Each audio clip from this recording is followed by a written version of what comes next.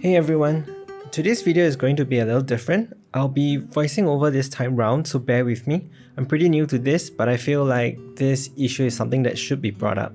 First off, a huge thank you for helping me hit 100 subscribers. Seeing those triple digits does mean a lot, and I'm excited to try making different content for you guys. Lupa dropped today in Wuthering Waves. I pulled for her and her signature wildfire mark. But here's the thing that caught me off guard. Her weapon barely shows up in her animations. You briefly see it in her aerial animations, but not on her ground animations and not in her ideal animations either. It's gone for most of the time. This got me thinking about how weapon visuals have evolved in the game over the past year.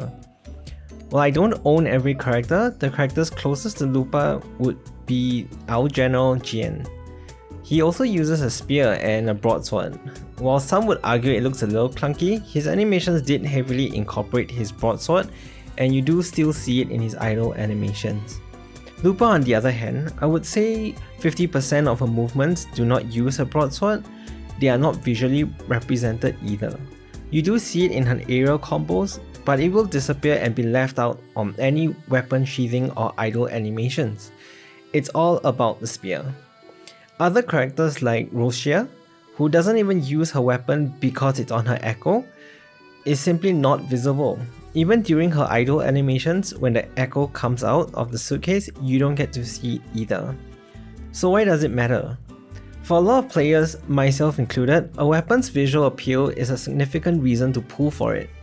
It's not just about stats, cosmetics play a huge role in the overall gacha experience. When a stunning weapon like Wildfire Mark is barely visible, it kinda diminishes its value. Imagine spending your hard-earned pulls on a weapon that you rarely see. It feels kind of a letdown.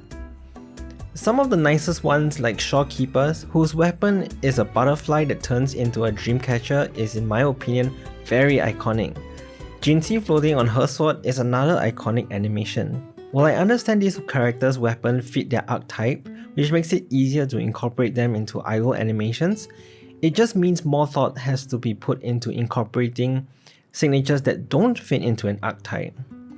I believe that if I've noticed it, other players may have as well, and I'd rather this not become a trend. I think Kuro needs to address and tweak how they handle the weapons. Adding a toggle for weapon visibility is one option. I'm sure this point has come up many times, and it's still not in the game.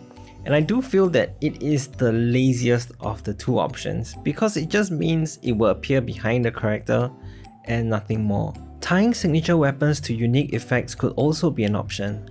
For example, Lupa's spear could incorporate Wildfire Mark's aura effects to her spear animation. We've seen this in games like Genshin Impact, where Alenkino's scythe is distinctly different from her signature compared to other polearms that are not her signature. Xena's Zone Zero's signature weapons enhances a character's visuals. However minute it is, it does bring a significant appeal overall. While I don't particularly like to compare these games, it's not about copying other games, it's about making weapons feel as iconic as the characters themselves. Don't get me wrong, Wuthering Waves is still amazing and Lupa's kit is super fun to play, but her weapon is a part of the game's charm, and I hope Kuro takes his feedback to heart for future characters. For those of you eyeing Lupa's signature weapon, just know it will not get much screen time unless Kuro patches something in.